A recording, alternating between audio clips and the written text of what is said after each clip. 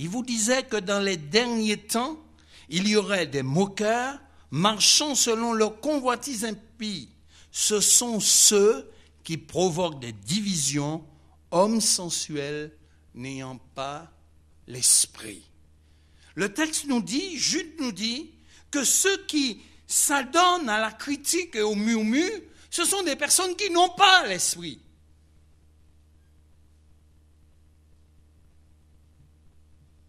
Je m'arrête là. Je veux vous dire aussi que Dieu déteste les enfants capricieux. Je veux vous dire cela de la part du Seigneur. Dieu déteste les enfants capricieux. Mais Dieu aime les hommes de foi. La foi glorifie Dieu. La foi honore Dieu. Et je termine en disant, la foi pousse Dieu à agir. Ou je vais dire encore mieux si vous le préférez. La foi fait Dieu agir. Parce que la foi glorifie Dieu. Parce que la foi honore Dieu. Parce que la foi plaît à Dieu. Mais Dieu n'aime pas les enfants capricieux. La Bible nous dit, ne soyons pas capricieux. Il ne faut pas, et l'apôtre Paul va nous le dire, dans 1 Corinthiens chapitre 10, verset 10. Il dit ceci, verset 9, commençons. Ne tentons point le Seigneur, comme le tentèrent quelques-uns d'eux, qui périrent par les serpents. Il dit ceci, ne murmurez point, comme murmurèrent quelques-uns d'eux, qui périrent par l'exterminateur.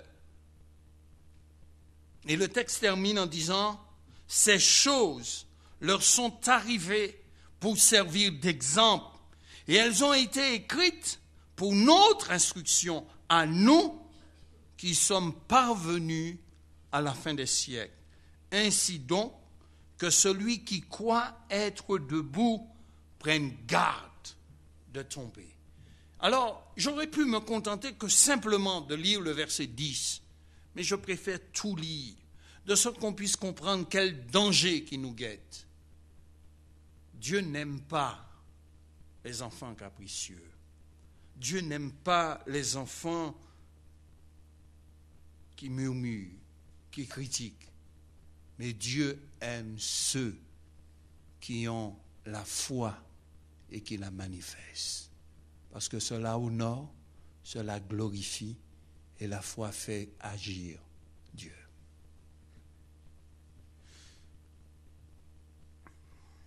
Quand le chrétien évolue dans les plans de Dieu, il ne faut pas non plus pointer Dieu du doigt, mais il faut au contraire, comme Jérémie, se souvenir de qui est Dieu. Très souvent, nous avons tendance d'oublier qui est notre Dieu. Nous avons tendance de le passer au second plan, de passer au second plan tout ce qu'il a fait pour nous. Et pourtant, il a fait des choses extraordinaires. Ce n'est pas parce qu'aujourd'hui, il n'est pas en train de travailler que Dieu m'a oublié. Peut-être que l'épreuve que je traverse aujourd'hui n'est que passager. Nous devons, comme Jésus, nous souvenir toujours de la parole de Dieu. Je vous ai mentionné tout à l'heure Jésus. Je disais que Jésus avait des raisons de dire à Dieu, mais tu vois, je viens de jeûner 40 jours. Au lieu que tu envoies tes anges m'apporter, au lieu d'avoir préparé la nourriture et le dresser la table, tu envoies le diable. Non, Jésus n'a pas fait ça. Quand le diable lui a dit, tu vois cette pierre, transforme-la en pain. Si tu le fais, il va tomber. Qu'est-ce que Jésus fait? Que fait Jésus? Que fait-il? Quand le diable est venu pour le tenter, en lui disant, transforme cette pierre en pain. Alors ça veut dire quoi? Il a fait quoi là? Il a résisté au diable, mais il a fait quoi?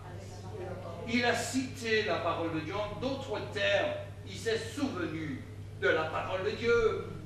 Lorsque nous sommes dans ces temps d'épreuve, au lieu de critiquer, souvenons-nous de la parole de Dieu et confessons sont là. Confessons cette parole. Eh bien, c'était extraordinaire. L'attitude de Jésus, elle était une attitude positive. Eh bien, l'homme ne vivra pas que de pain seulement, mais de toute parole qui sort de la bouche de Dieu.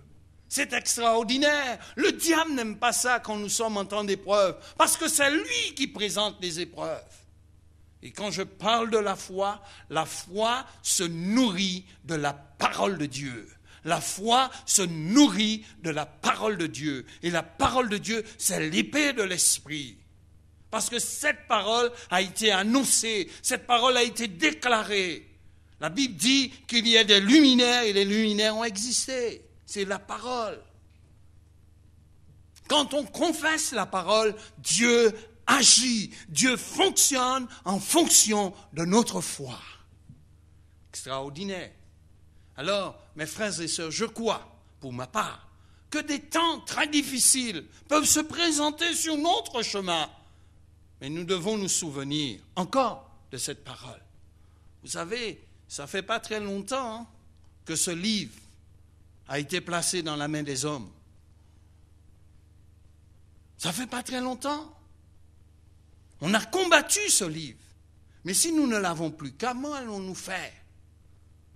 Est-ce que cette parole est gravée dans nos cœurs? Et que lorsqu'il est nécessaire, nous pouvons nous en servir. Le Saint-Esprit peut se servir.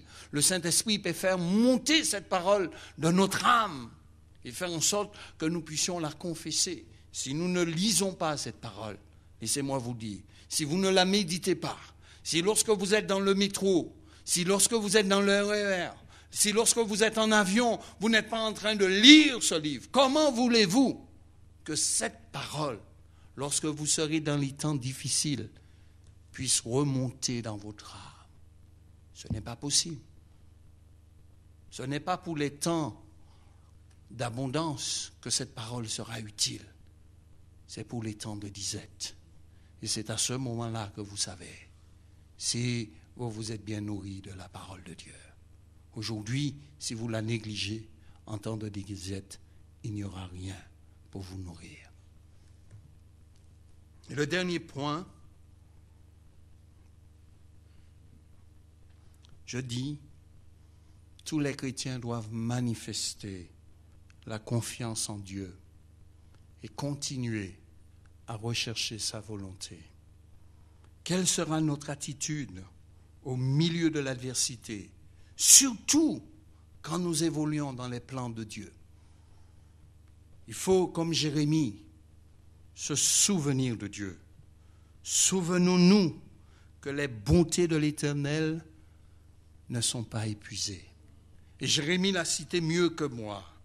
Jérémie pouvait dire, voici ce que je veux repasser en mon cœur, ce qui me donne de l'espérance.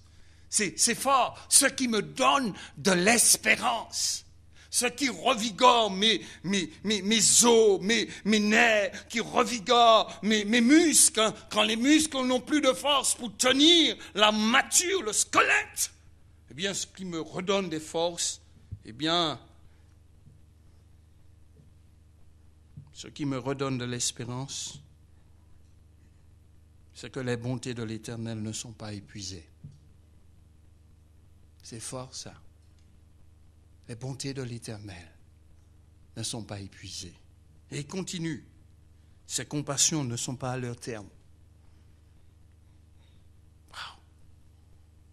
C'est fort, ça. Ses bontés ne sont pas épuisées. Ses compassions ne sont pas à leur terme. Et Jérémie le dit encore mieux. Elles se renouvellent chaque matin. Chaque jour que Dieu fait, extraordinaire. Il y a de nouvelles bontés et de nouvelles compassions. Chaque jour que Dieu fait. Et une journée, il n'y a pas assez dans une journée pour épuiser les bontés et les compassions de l'Éternel pour les autres. Frère, tu ne fais pas encore assez de bêtises pour épuiser les bontés de Dieu.